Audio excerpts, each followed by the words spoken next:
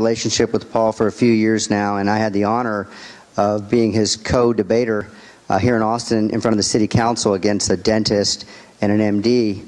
And needless to say, if you watch our video on YouTube, it's not even a contest. It's kind of embarrassing, mostly because of my colleague here and not my part.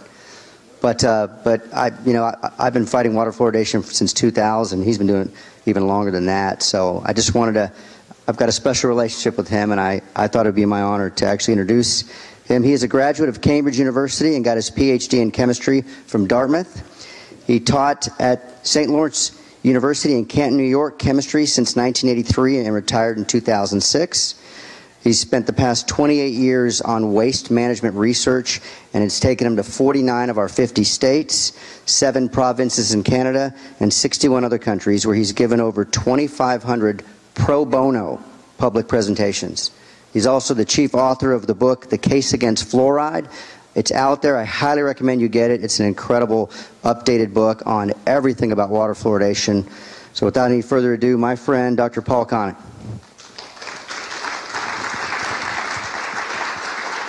Thank you, sir. Thank you. Pleasure. Thank you very much, and thank you, everybody, for being here. Yes, it's been a long time. As Griffin mentioned, I've been, since 1985, I've been involved with waste management. It began with the local incinerator battle, and I had no idea that that was going to take me all around the world. So when my wife asked me to get involved with fluoridation 18 years ago, I didn't want the issue. I was very busy teaching chemistry full-time at a university, and any spare time was going around with the world with this waste. However, she was very persuasive. But last year, I was able to put that 28 years' worth of research on waste management into this book, The Zero Waste Solution, Untrashing the Planet One Community at a Time. And the word untrashing comes from this movie, Trashed, hosted by Jeremy Irons, and he also wrote the introduction to the book. So I just want to stress to you, this is my issue. This is the one I get some respect for around the world, and this, what I thought was going to be a very quick campaign to end fluoridation, ended up being an 18 years of frustration. Now, I've spent, as I said, 18 years, first as specializing in environmental chemistry and toxicology, and more recently as president of the Fluoride Action Network. And that work culminated in the other book. And the smartest thing I've done in 18 years, at that time 14 years, was to invite James Beck, MD, PhD, who incidentally used this book to get it out of Calgary, that was 1.2 million people, and Spedding Micklem. So here we had a retired professor of chemistry, retired professor of physics, who also had an MD, and a retired professor of biology, looking at this issue, documenting everything, making all the arguments transparent, documenting everything, 80 pages of references, and yet after 4 years, the other side has not produced a written response to this book, but they still call us anti-science. Now, fluoridation has fossilized into a belief system. And the other day when I was driving around Binghamton, New York, where I live, there was, I heard this thing on the radio, but Garrison Keillor, each day he does a poem. And he talks about various writers, memories of various writers and things. And he gave a quote from Ibsen, from his play, The Ghost. And I want to read this to you because it's really very apropos, fluoridation. And also, I think, mercury amalgams. It's not only what we have inherited from our father and mother that walks in us. It is all sorts of dead ideas and lifeless old beliefs and so forth. They have no vitality, but they cling to us all the same, and we cannot shake them off. Whenever I take up a newspaper, I seem to see ghosts gliding between the lines. There must be ghosts all the country over, as thick as the sands of the sea. And then we are all, one and all, so pitifully afraid of the light. And so we have the professional bodies in this country pitifully afraid of the light. And we have our government agencies pitifully afraid of the light. pitifully afraid to actually be scientific instead of obeying whoever's directing them. The presentation, first of all, I want to start on a positive note, the better ways of fighting tooth decay, and I shouldn't have to tell you that, most of you know that. Key arguments against fluoridation, the risk to the developing brain, which is my main focus, has been for 16 years, or 18 years, an examination of the very weak evidence of benefit, and lastly, politics versus science. And that could go on for several hours. I hope you don't want to go too soon to the banquet. I'm only joking. Okay. And then some resources. So the better ways of fighting tooth decay. The first thing is, I'm sure you know, the vast majority of countries do not fluoridate their water, including 97% of Europe. And yes, 4 of them do fluoridate their salt. But the majority neither fluoridate their water nor their salt. And yet, if you look at tooth decay data for 12-year-olds, it's coming down as fast in non-fluoridated as fluoridated countries. So here, if you were pro-fluoridation, you show these graphs and say, look here, this is the tooth decay coming down in these 4 countries, New Zealand, Australia, America, and Ireland. And that's because of fluoridation. Except if you look at the non-fluoridated countries, it's coming down just as fast in those countries. And if you look at the period after 2000, you see it's a wash. You can't tell whether those 12-year-olds have grown up in a fluoridated or a non-fluoridated country. So, a better strategy. Most of the tooth decay is concentrated in low-income families. I've heard that 80% of the tooth decay is concentrated in 20% of our families. And we need to target those families, not with a poison, but with better dental services, better dental education, and better diet. We shouldn't be forcing them to swallow a substance that could actually make it worse for them. First of all, they can't afford to avoid it. They can't afford bottled water or reverse osmosis to put non-fluoridated water in the bottle feeding of their babies. And we also know from India and China that children are more susceptible to fluoride's toxicity with poor diet, with low protein, low calcium, low vitamins. And where are you most likely to find that in the United States? Answer, in low-income families. So the very people that we are targeting could be made far worse for them than other children. And that's particularly true of when we get to lowering of IQ. The last children in this country are those children from low-income families, because they already have so many strikes against them. Living in inner cities, getting more pollution, getting poorer diet, you don't need to penalize them further.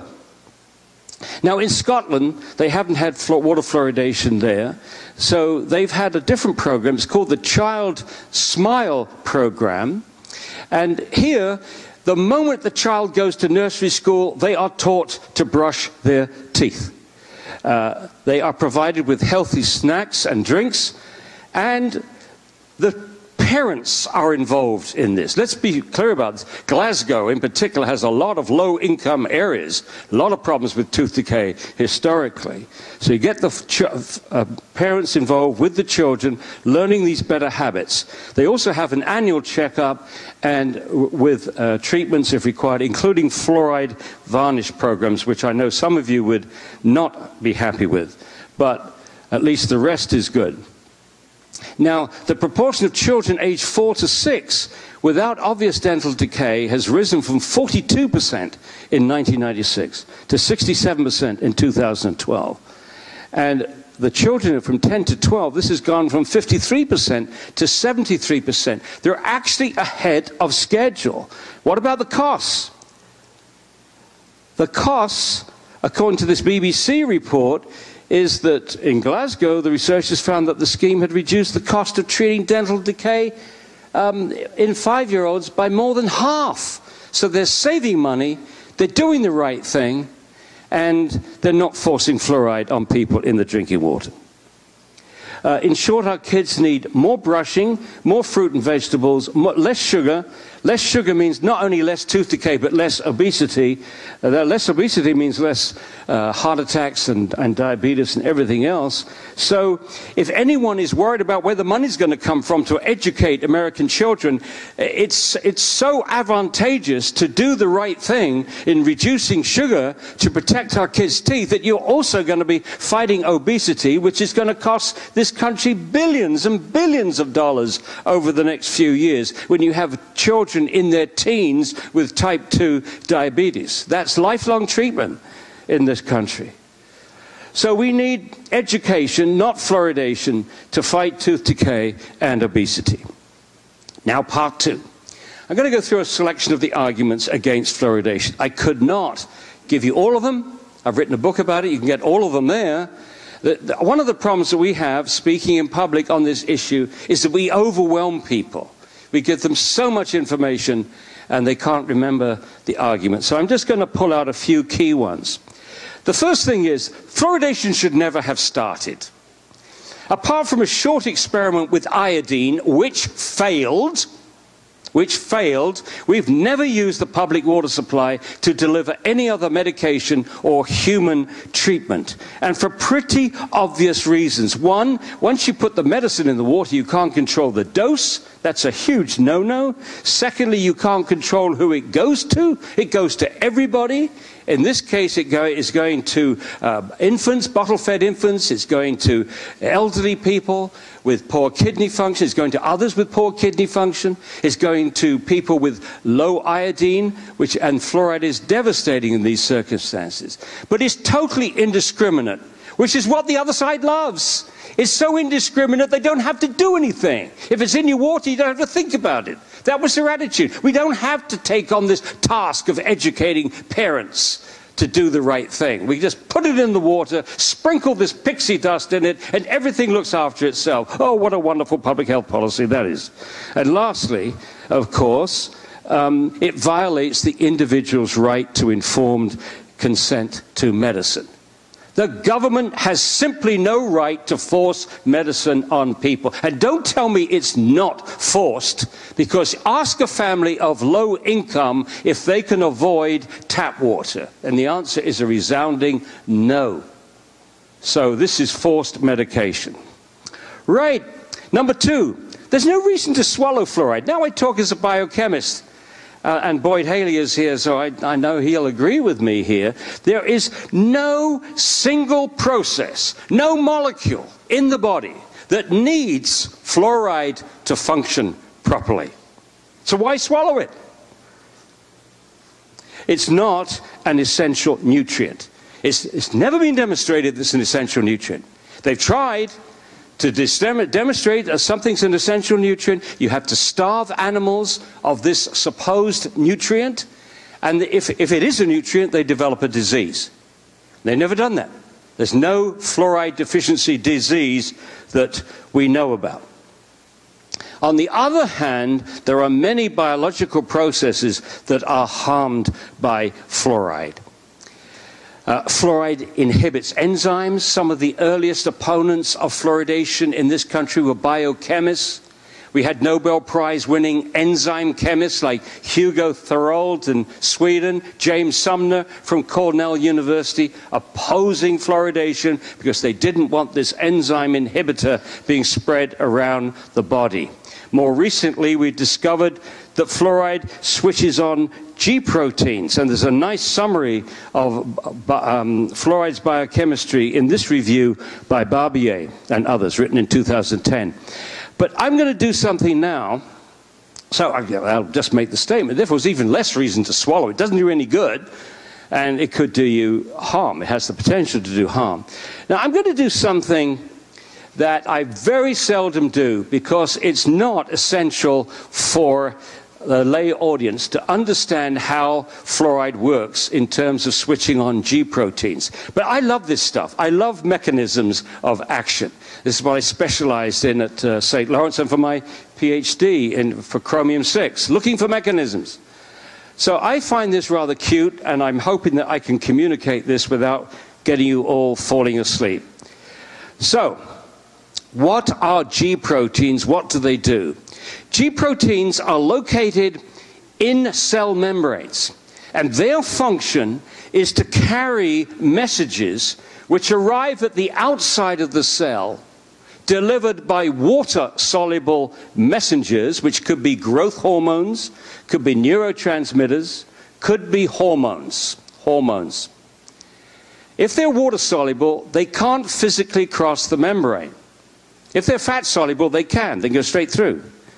But if they're water-soluble, so nature had to come up with a mechanism of getting the message out. And essentially what we're talking about here, messenger 1 arrives at the outside of the cell, of the tissue that has to be excited, and then something happens, and then messenger 2 is produced inside the cell. So here now, look at the top. The red is blood, the cell membrane is blue, the tissue is mauve. There is a water-soluble hormone. Let's give you one. Thyroid-stimulating hormone, TSH, would be an example of what we're talking about here. Now, that can't cross the membrane. So we have to excite that messenger down there, that second messenger, by stimulating an enzyme. And this is how it's done. We use 3 proteins. First of all, there's a protein called a receptor into which the hormone will fit.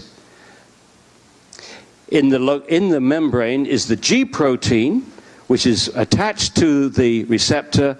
Then attached to the G protein, or close to it, is an enzyme which is going to stimulate, will result, once it's stimulated, will result in producing the second messenger. So the G protein acts like an off-on switch. It's in the off position when no messenger has arrived. It's sitting there in the off position. It switches to the on position when the messenger reaches the protein. And in the on position, this activates the enzyme which makes the secondary messenger. So it's all about what that off-on switch is in the G protein. So there's the primary messenger, the hormone, TSH. It arrives, it fits into the receptor. That in turn changes the shape of the G protein, which in turn, after that change, activates that enzyme which makes the second messenger. All right. Now, this is the one place where this is a little complicated, where I use names which you can quickly forget. In the off position, a molecule is sitting in a cleft called guanosine diphosphate. For our purposes, it's a blob with 2 phosphates on it, GDP, guanosine diphosphate. That's in the off position. In the on position, it's guanosine triphosphate, a blob with 3 phosphates on it. That's all the difference is. So when the G protein is activated by the receptor, it allows the GDP to be kicked off and the GTP to come in. So there's a little schematic. There's the guanosine diphosphate sitting in the G protein in the off position. And then in the on position, you see the extra phosphate on the end. That's guanosine triphosphate. Now, how does fluoride short-circuit this whole system? Now, the culprit is actually not fluoride. It is a complex with aluminum. And one of the things I'd like to bounce off Boyd Haley's talk this morning, he's talking about metal ions. Fluoride complexes with every metal ion in the periodic table except the alkali metals. So fluoride has a way of messing up metal ion activity and transport. And I think, Boyd, if you're around, please look at the possibility that fluoride is getting involved with this system too. It may be increasing the uptake of the mercuric ion and some of these other ions, the copper and zinc and others that you talked about. But anyway, fluoride with a trace amount of aluminum, and there was enough in the early experiments where the aluminum, there was enough aluminum leaching out of the glassware to cause this phenomena. So the early experimenters thought that fluoride was switching on the G proteins, when in fact it was aluminium fluoride. Now, aluminium fluoride has the same shape and size as the phosphate ion. See that? AlF4, with a single charge and phosphate PO4 with three charges. Same shape, same size. Now this is what happens. When the G protein is sitting there in the off position with no messenger has arrived, that pesky little aluminium fluoride can squeeze in there and occupy the third position. So this to the G protein looks just like GTP, and so it feels it's been switched on. So instead of being switched on by GTP, in this case, it's switched on by GDP-ALF4.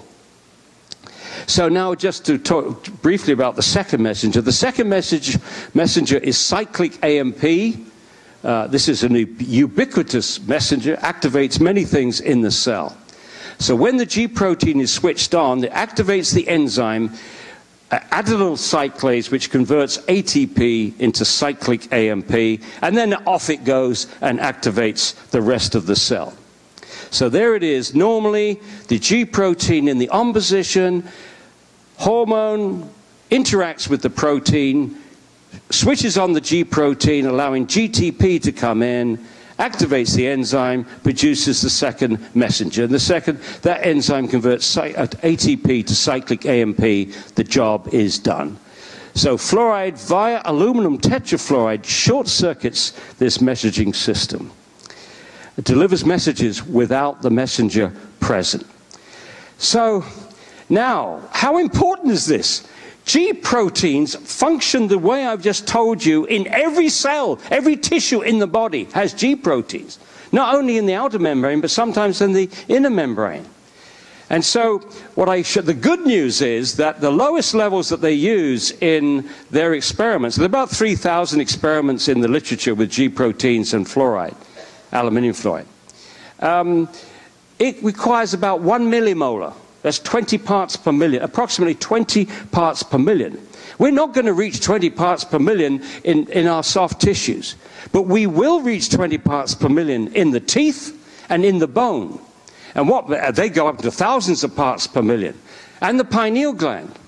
So the problem here is the tissue, the soluble part of the cell, which is adjacent to these hard tissues.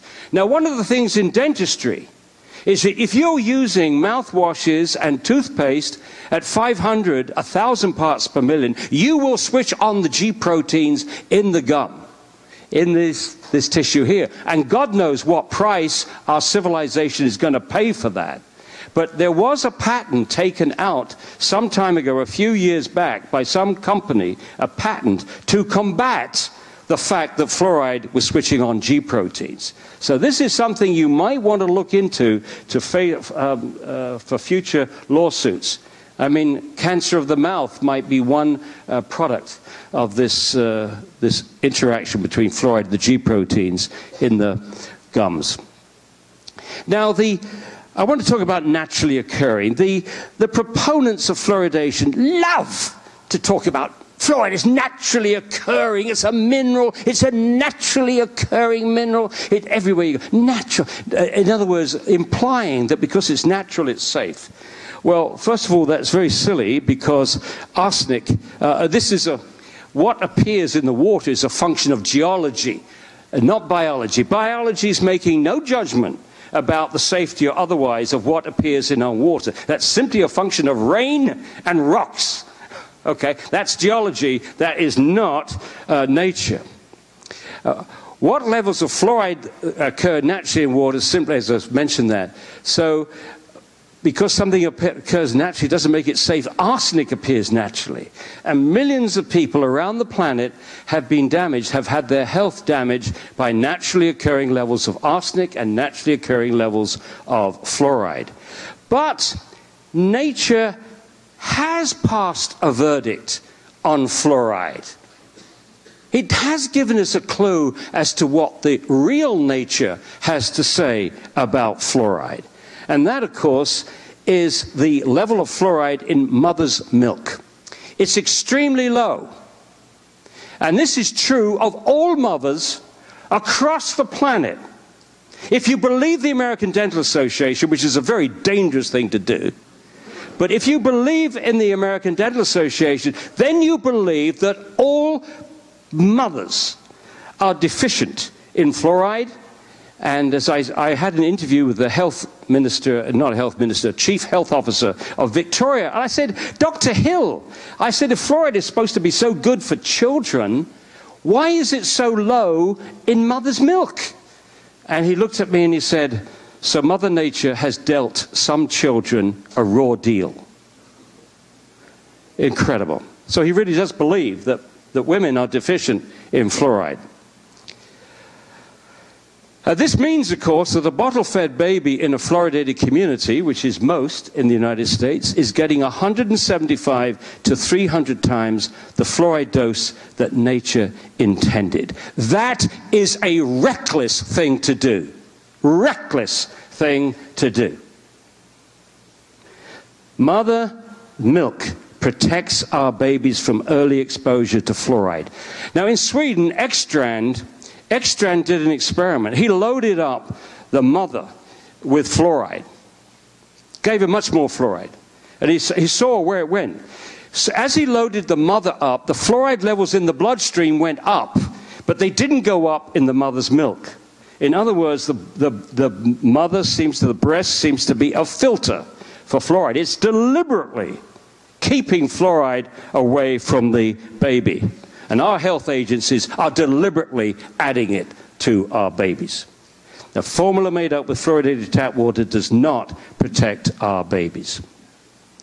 Now, there is a very, very important report published by the National Research Council in 2006. One of the reasons that this was so important, it was the only time in the history of fluoridated countries that a major research operation selected a balanced panel. They had 3 pro-fluoridation, 3 anti-fluoridation, and 6 scientists on that review team who had not declared a position. They expected to take 1 year to write this report. They actually took 3.5. And I was the only anti-fluoridation scientist to testify before them. I think it was the most important day in my 18 years here. But the thing I want to pull out here, on page 85 of this review, they did an exposure analysis to estimate how much fluoride people of different age ranges were getting. Now, that red line is the safe reference dose as established by the EPA. This is the ISIS level, ISIS, safe reference dose. And that number for that is 0.06 milligrams per kilogram body weight per day. The ATSDR has a lower reference dose, a 0.05. But you see the point that I've circled. That's a bottle-fed baby. A bottle-fed baby is getting way over the safe reference dose for fluoride. And yet, when this massive 500-page report came out in March of 2006, on the day it was published, the American Dental Association said it was not relevant to water fluoridation. And 6 days later, Tweedledum, the CDC Oral Health Division, came out and said essentially the same thing. Obviously, they can't read. American children are being hugely overexposed to fluoride from several sources.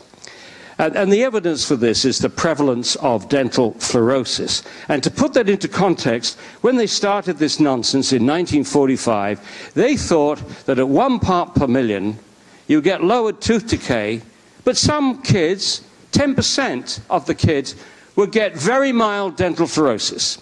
So mild that nobody would notice it except a dentist, etc. Well, run the clock forward. And today, this is what it looks like. This is very mild dental fluorosis, ranges from white patches on the cusp of the teeth up until 25% of the tooth enamel impacted with these white blotches.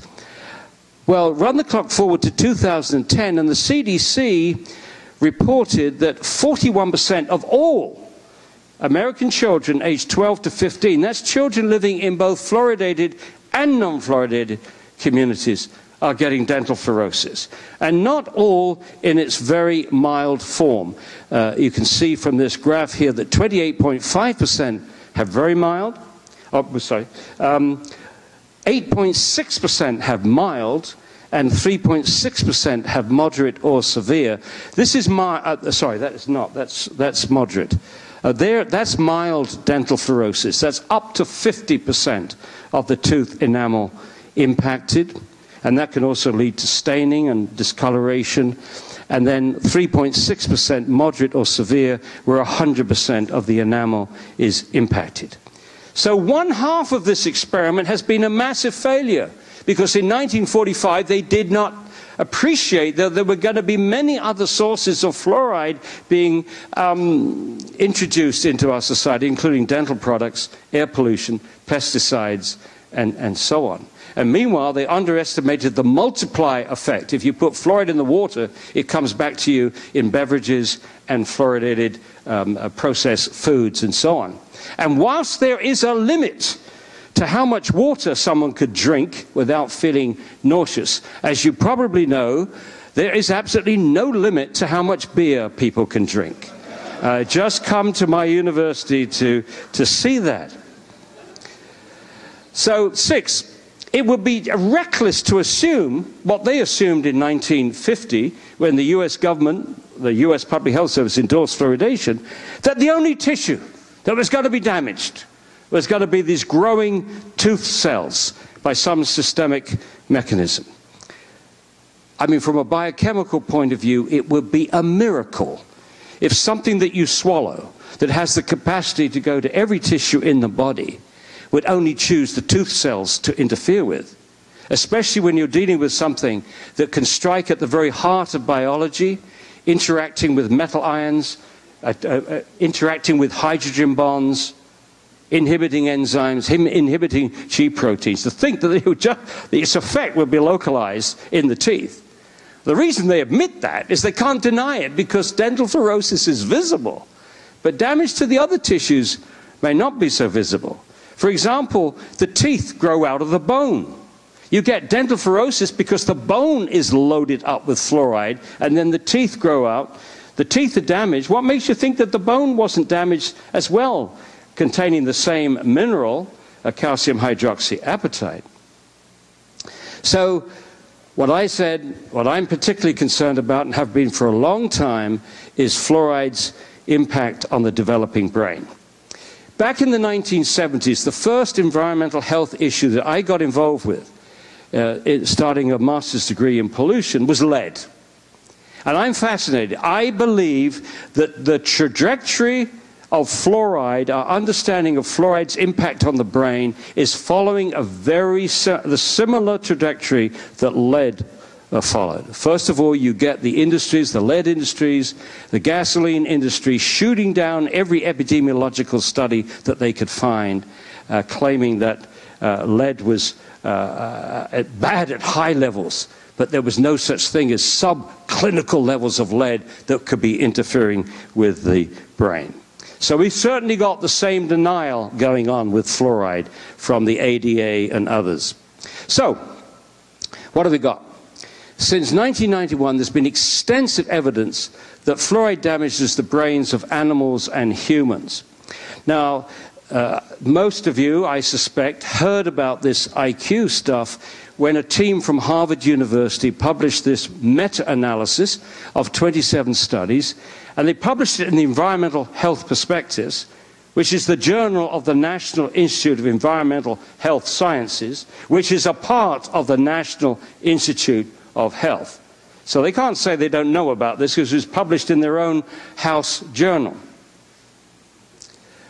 But before I get into looking at that review, my son Michael, who I am so proud of, my son Michael, I always hoped when I was starting with that waste stuff, fighting incinerators every weekend, going around the country, that one of my kids would grow up and help. I had no idea that one would grow up and direct us, be better at us, my wife and I, but far better at everything you can think of than we are, and directed us for many years, still does, until he ran off and became a lawyer. Heaven help us. Anyway, fluoride and IQ studies. Now, what he's done here is to put the context of the other studies. Well, first of all, there have been 48 human studies which have found have looked at IQ in humans, fluoride and IQ. 41 of them have found a reduced IQ in the high fluoride exposed group. And 17, the level at which this has occurred is lower than the current safe drinking water standard in the United States, the 4 parts per million standard, which is an embarrassment. Mexico, it's 1.5. Canada, it's 1.5. The World Health Organization, it's 1.5. But for political reasons, we have a level at 4 parts per million. There's no science to defend that higher level. And for some reason, all right, let's try that. I'm not advancing. What's happened to my little machine here? Oh, there we are. So my son is saying that these IQ studies are actually the tip of an iceberg of other studies. And at our conference, he went through them, and I pinched some of his slides here. First of all, animal studies. There have been over 100 animal studies which have found that fluoride damages the brain. It damages the hippocampus. It causes neuronal degeneration. It inhibits cholinesterase. It damages the nicotinic receptors. It decreased brain glucose utilization, and it increases oxidative stress. Now, of course, there are always going to be arguments about what level these studies were done. But if you look at them, remember, it takes 5 to 10 to maybe 20 times as much fluoride to get the same plasma levels in a rat as a human. So you have to divide the doses that you see in these animal studies by, say, 10 to get to what it means in human terms. Now, particularly striking, I think, are those animal studies which have found fluoride impairs learning and memory. These are standard tests, these mazes that they put these animals in. You know, Y mazes, T junctions, and so on. The animals that you have. Oh, thank you. These animals, you know, one set of animals is treated with fluoride, and the other animals are not treated. So there's no confounding variables. There's nothing else. One animal gets fluoride, the other animal doesn't. And sure enough, here's the results. 30 out of the 32 studies have found an effect. Different types of tests, Y maze, T maze, Morris water maze, novel object recognition, blah, blah, blah, open field test, low doses, 5 parts per million. Again, that would be less than 1 part per million for a human. Also, human non-IQ studies. I like this one, the Ray Ostrich, I don't know how to put it, Ostrich computer figure test. I don't know much about these. I'm just taking my son's word for this. Neurobehavioral core test battery, neonatal behavior, neurological assessment, fetal brain studies. Let's have a look at this first one.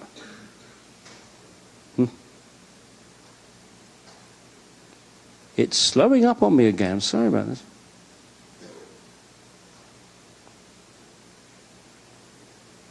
Do we have another way of advancing these slides?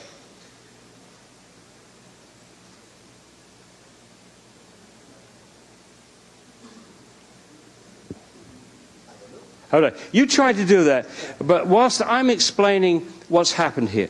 In this test, it's a kind of complicated diagram with lots of features, triangles and squares and things which look like real things and things which don't. And they asked the kid, young child, they asked the child to look at this for a short period of time, to copy it. Do their best at copying it, one to one. There's the picture, they copy it. Then they put the bit of paper away, and then they're asked to draw it from memory. Oh, there it is. Okay, good. Well, that's the diagram. Whilst he's making sure, that's the diagram. Uh-oh. Okay. That's not the diagram. Yeah. But I'll give you the numbers in a moment. What happens is that those kids are exposed to fluoride perform less well in both categories: drawing, copying, and remembering, recall. Thank you.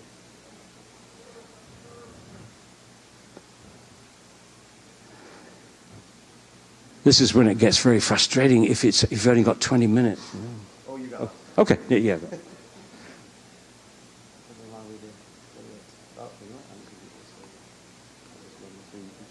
Okay, got to keep talking.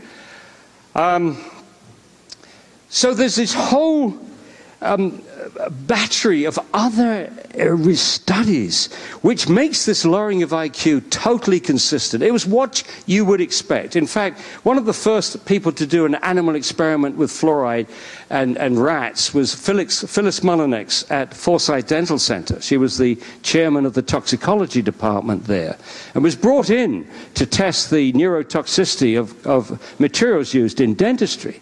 And she found that young rats exposed to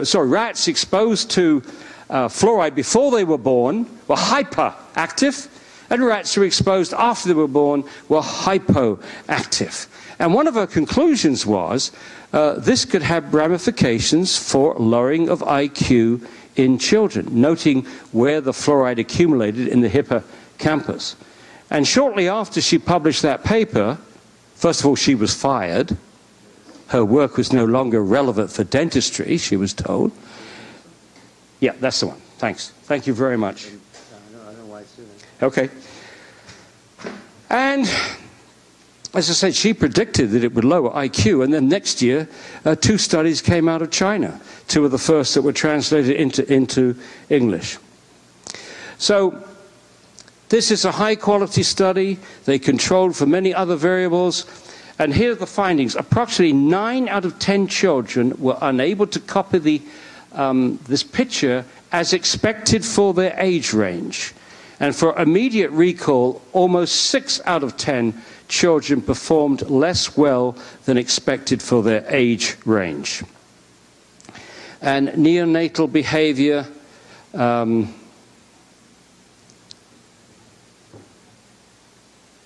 just abnormal behavior there. And okay, the fetal studies. In China, you have lots of abortions because of the 1 child per family, which I think has been lifted now. Many abortions. And some of these abortions have occurred in endemic areas for fluorosis, have high levels of fluoride in the water. And they compared the babies from endemic fluorosis areas with babies from aborted fetuses in non-fluorosis areas, and they could see subtle damage to the brain in the aborted fetuses from the high fluoride areas. Stunting of neuron development was observed. Okay, so there's lots of material then that supports the notion that fluoride is neurotoxic. Now comes the Harvard review, meta-analysis. It included Choi, and for those of you, I'm sure you're familiar with the name Philippe Grandjean, who is one of the world's experts on mercury. He did the famous Faroe Islands studies. Now, they did a meta-analysis of 27 studies, and the basis of the meta-analysis, this is all the same technique. They compared the IQs of children who are high fluoride exposure to with low fluoride exposure. In several of the cases, it was coal burning. In China, there's some areas where they cook a lot with coal, and they heat and dry food in their houses with coal, and that's the source of fluorosis. But most of the experiments, it was comparing communities with high natural levels of fluoride in the water with a community with less in the well water. Okay. Published in Environmental Health Perspectives. 25 studies were from China in their review and 2 from Iran. They acknowledged that there were weaknesses in these studies, that more information was needed on many of them. And many of them probably would not get published in our Western journals because they just did not have enough information. But that was not true of all of them. There were some very good studies. But their conclusion was the results were remarkably consistent. In 26 of the 27 studies, there was lowered IQ in the high fluoride village. That's remarkable. And the average lowering of IQ for all these villages was 7 IQ points, which is substantial. Now, when I say remarkably consistent, these were done in different countries. In China, they were done throughout China, in all the different areas you could think of. They were done by different research teams and at different times. And yet, out of that hodgepodge, you get 26 out of 27 finding the same thing, a lowering of IQ with high fluoride exposure. Now, promoters of fluoridation in the few fluoridated countries have done their best to downplay these IQ studies and this Harvard review. Now, they mistakenly claim that the average IQ reduction was less than half an IQ point. Now, in a way that when they first made that accusation, it was understandable, because that's what the press release from Harvard said, a lowering of half an IQ point. But that was soon corrected. It was lowering of half a standard deviation in this analysis, which equates to 7 IQ points. But that doesn't stop proponents now still claiming it was only half an IQ point. Now, here's an example from New Zealand. And I want you to savor the full political impact of what you're about to hear. This is a review published on August the 22nd of this year.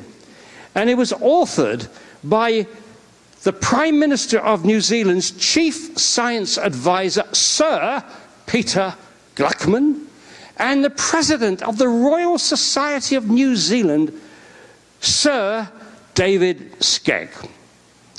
Now, you would think this would be pretty darn good, right? This is a very controversial issue in New Zealand. It's a hot potato right now as various communities are stopping fluoridation. Well, look what they say, these distinguished gentlemen, about these IQ studies. Recently, there have been a number of reports from China and other areas that have claimed an association between high water fluoride levels and minimally reduced intelligence measured as IQ in children. The claimed shift of less than 1 IQ point.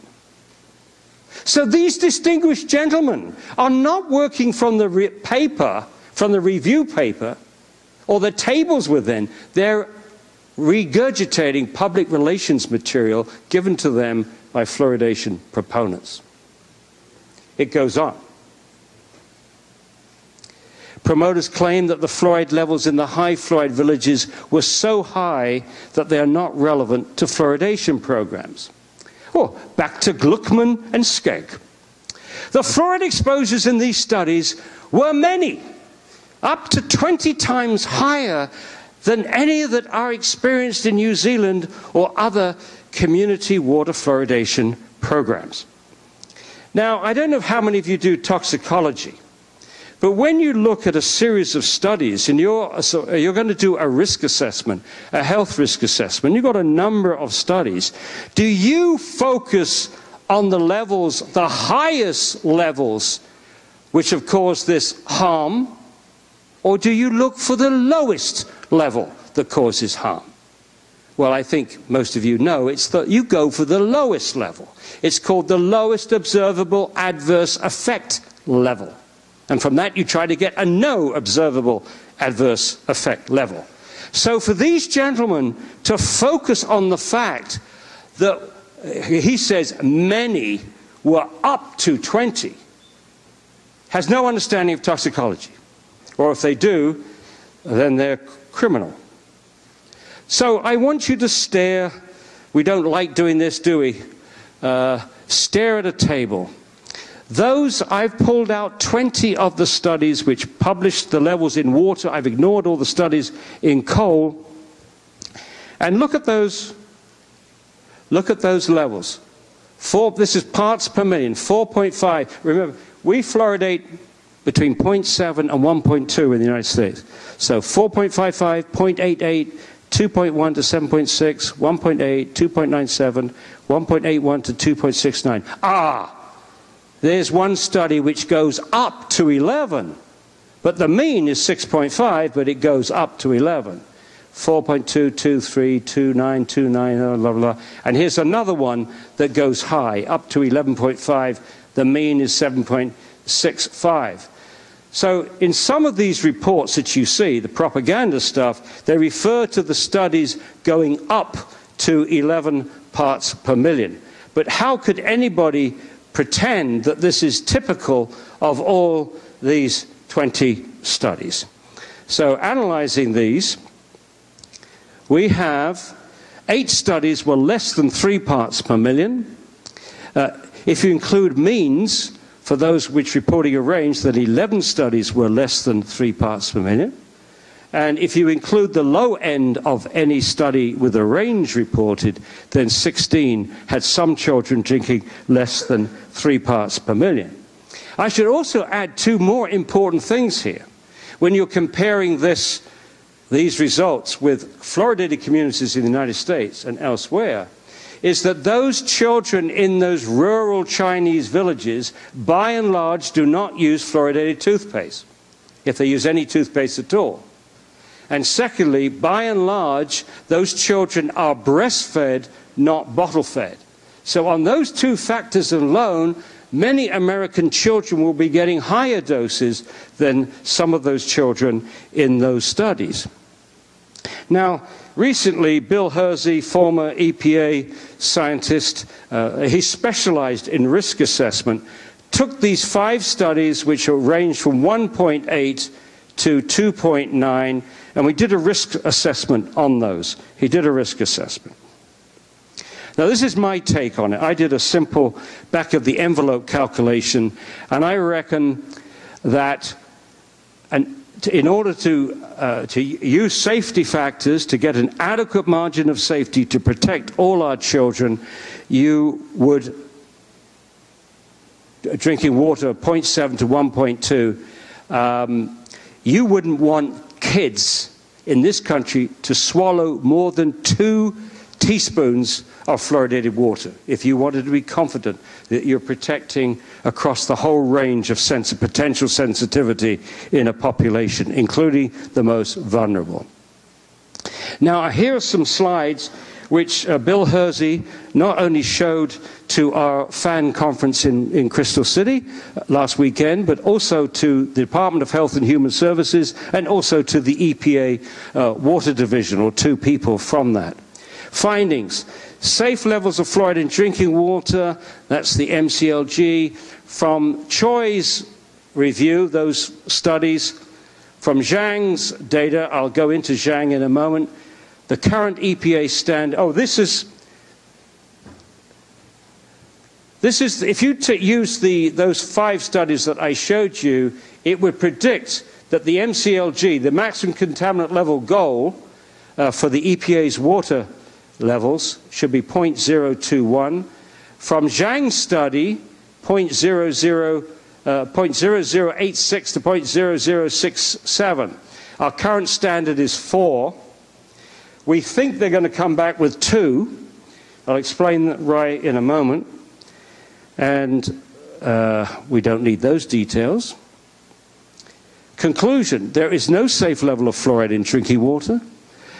Since current fluoride exposure exceeds the reference dose, if you calculate the reference dose that you need to get to the MCLG, you find that children are exceeding that dose from things like toothpaste already, before you've given them any fluoridated water. Addition of fluoride to drinking water should cease. Fluoride supplement tablets should be banned. Fluoridated toothpaste use by children should be by prescription. And only for children at special risk.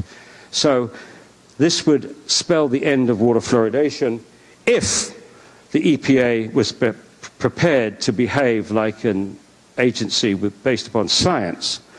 Now, this is what Philippe Grandjean said about fluoride. He's just written a book called The Chemical Brain Drain. or Only One Chance. Oh, sorry, he talks about chemical brain drain, but the title of his book is Only One Chance. He said, fluoride seems to fit in with lead, mercury, and other poisons that cause chemical brain drain.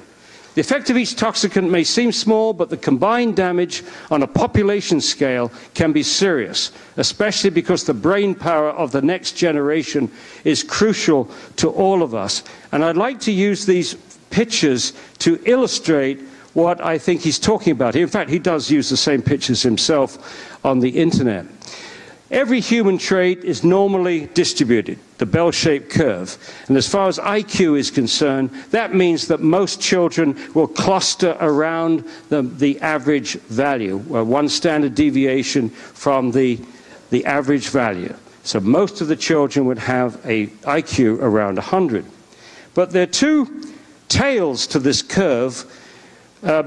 The green area, the area under the curve, shaded green, is the fraction of the total that would be very, very bright or geniuses. Okay, that's the fraction of our kids or people in our society that would be very, very bright.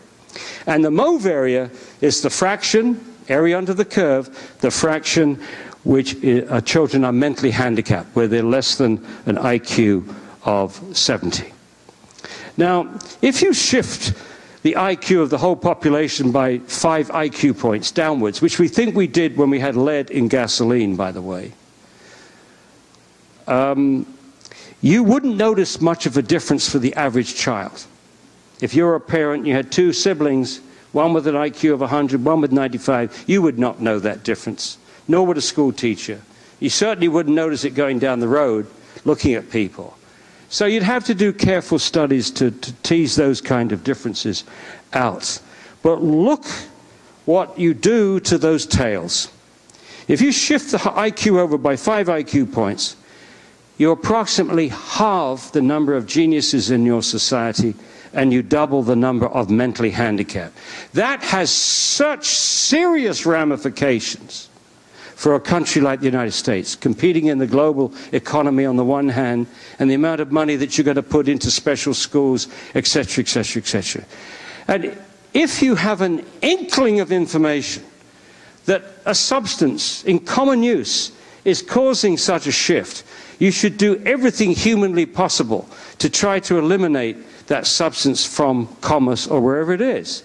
In this case, it is so simple to eliminate, you just switch off the bloody tap.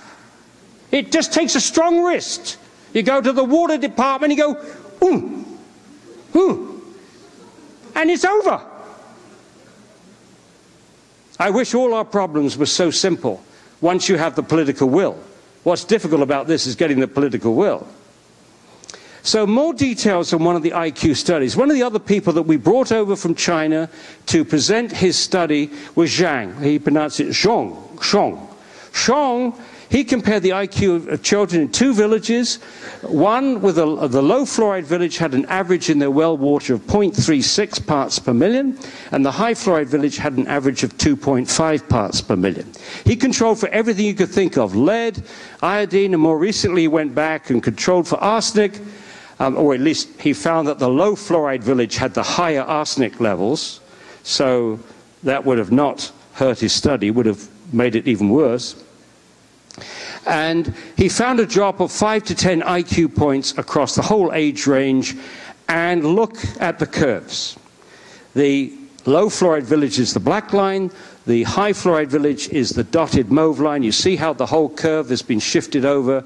It's our worst nightmare. It's the number of kids with very bright has gone down. The number of kids who are mentally handicapped has gone up. Now, it turns out that Zhang did more than any of these other researchers. This is very, very good. He subdivided the high fluoride village, which is this one, into 5 groups with escalating fluoride concentrations in their well water. And here we go. So there's the fluoride concentrations increasing, and here is the IQ decreasing. I don't see much between the control village and 0.75 parts per million. But once you go up to 1.5, you can see a substantial drop in IQ, which continues down. So that's one thing. Now that's what we call a dose-response curve, and it really strengthens your epidemiology when you get a dose response.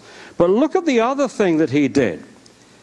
Oh, there's the plot, by the way. That's IQ coming down as fluoride concentration in the well water goes up. But look at this one. This is the percentage of children who have an IQ less than 80. That includes borderline mentally deficient with outright mental deficiency. In the 0.75 water, it's 0. 1.5, it's jumped to nearly 10%, 2.4, 14%, 3.28, 21%. By the time we get up to 4 parts per million, it's jumped to 37.5% of those children who are mentally handicapped. I find this data very, very striking indeed. And there's the plot of the percentage of children with an IQ less than 80 going up as the fluoride concentration goes up. Clearly, there are huge concerns about the risks for babies and children swallowing fluoride. What about the benefits? At least it should work, right? If we do take all these risks, at least it's got to have a great benefit as far as reducing tooth decay. But it turns out that the evidence is extremely weak. There's never been a randomized controlled trial demonstrating effectiveness. After 68 years, they haven't done the gold standard of epidemiology. There's little difference in tooth decay in 12-year-olds between fluoridated and non-fluoridated countries.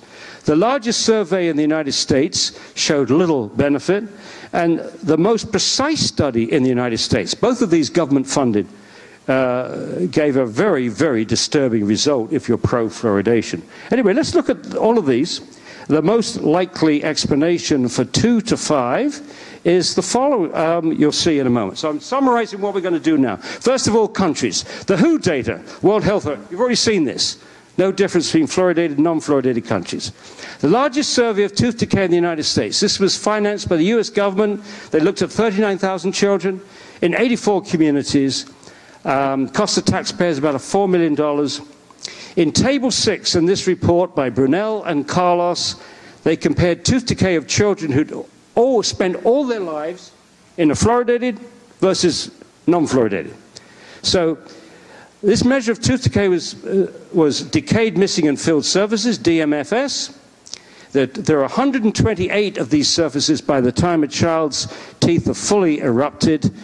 There were 2.8 decayed, missing, and filled surfaces in the children who'd lived all their lives in a fluoridated community, and 3.4 in the non-fluoridated, who lived all their lives in non-fluoridated. So the difference is 0.6. Well, 0.6 of a tooth surface is hardly what you would want to, if you've got to lower a child's IQ. But what makes it worse than that is that this difference, the authors, even though this is a big government study, lots of taxpayers didn't even report the statistics. And Kathleen Thiessen, who's since looked at the statistics and found that this was not even a statistically significant finding. And yet it's often trumped out by promoters. They don't present it, by the way, as 0.6 of a tooth surface. They say an 18% reduction in tooth decay. They translate it to a relative percentage difference. Now, the most precise study of tooth decay in the United States, it was part of the Iowa study, which have been tracking kids from birth, and they examined the relationship between the amount of fluoride actually ingested. This is the first team that's ever done this, actually calculated individual exposure as opposed to population exposure, where you just compare communities based upon their water levels. So this is looking at each child. They estimated how much kids fluoride they got from food, from water, toothpaste, etc.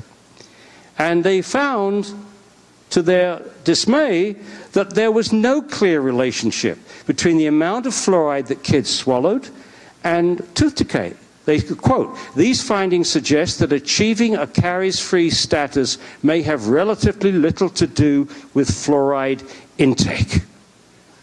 Now, it's a government-funded study. How many dentists in this room have ever heard about this study. Does the ADA talk about this? No, not many. All right.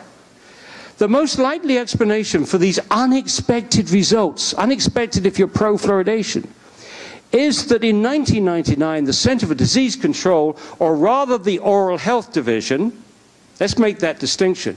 The CDC is 20,000 scientists in Atlanta. The Oral Health Division is 30 people who are largely dentally trained, if they've got any training at all. And as far as the world we are concerned, the CDC Oral Health Division is a division of the ADA. It is Tweedledum to the ADA's Tweedledee. And we have some very interesting emails to show you, to show that what I'm saying here is not out of place. There is collusion between the CDC and the ADA as far as protecting the fluoridation program. And I will do that, show you those emails which we've just got under the Freedom of Information Act at the end. So, they said that the predominant benefit of fluoride is topical, not systemic. There's the exact quote, if you want it, but it acknowledges that they used to think that the kid had to swallow the fluoride before the teeth had erupted. That's why pediatricians were giving tablets to pregnant women and drops to babies. No, they said, not enough fluoride accumulates in the enamel to present any real defense against tooth decay. Not enough. So this admission by the CDC should have ended fluoridation. This is the #1 promoter of fluoridation in this country. Here they found out that it doesn't work systemically. There's no reason to swallow it. If fluoride works primarily on the outside of the tooth, why swallow fluoride? Why expose every tissue to the body, to your baby's body, when you can brush it on your teeth and spit it out? Still may cause harm, but it's not as guaranteed as swallowing it. And why put it in the drinking water and force it on people that don't want it? Fluoridation is unusual. Most countries don't do it. It's unnatural. The level of fluoride in mother's milk is incredibly low. It is unethical. The government is violating the individual's rights of over 200 million people every day. It's unsafe, dental fluorosis, lowered IQ, accumulation in the bones, etc. Read the NRC report to get more details on all the dangers. It's unnecessary. It works on the outside of the tooth. Other countries have demonstrated that there are safer and better ways to fight tooth decay. They're not only better for our children's teeth, but also for their bodies fighting obesity. Fluoridation is an obsolete practice, and it's time to end it.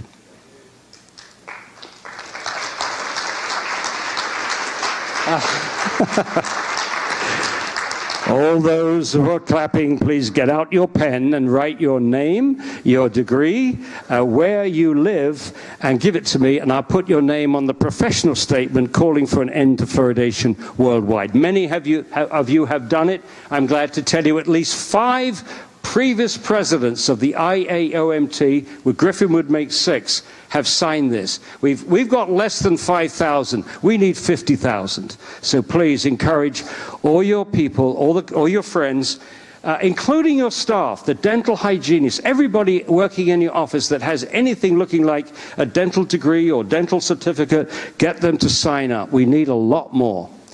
So I now want to talk about a little bit about the politics. Okay.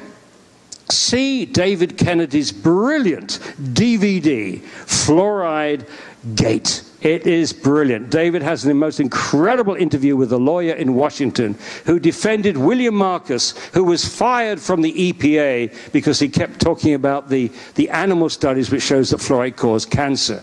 And one of the phrases that this author says is, they went after Dr. Marcus with a vengeance, with a vengeance.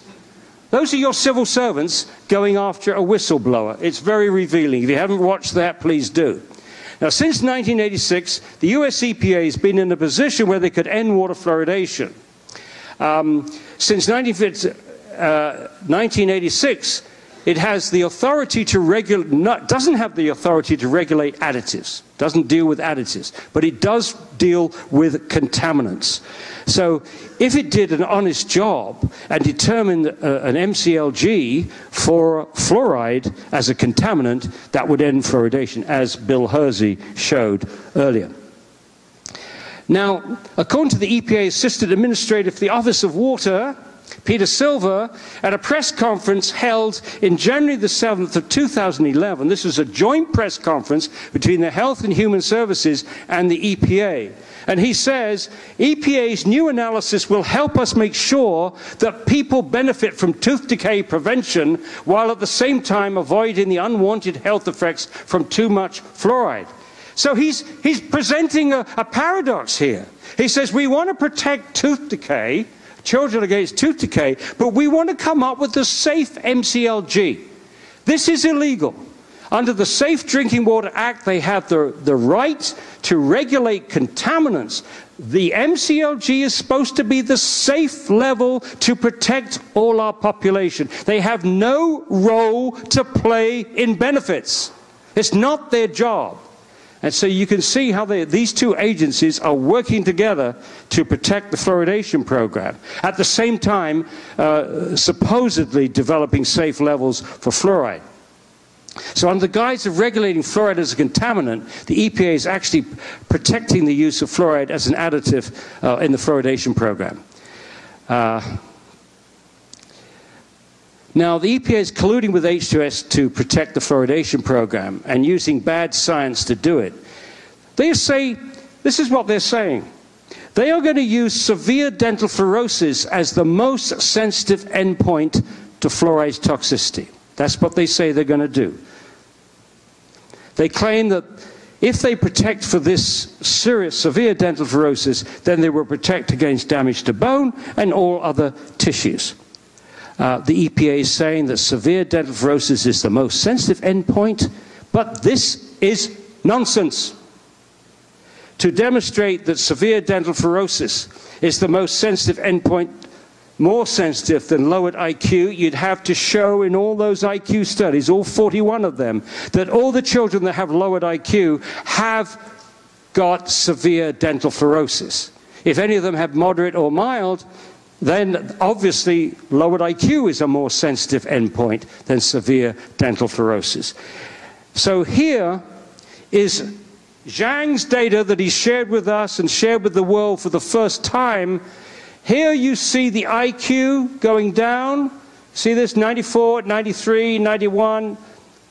This is the severity of dental fluorosis. This is mild.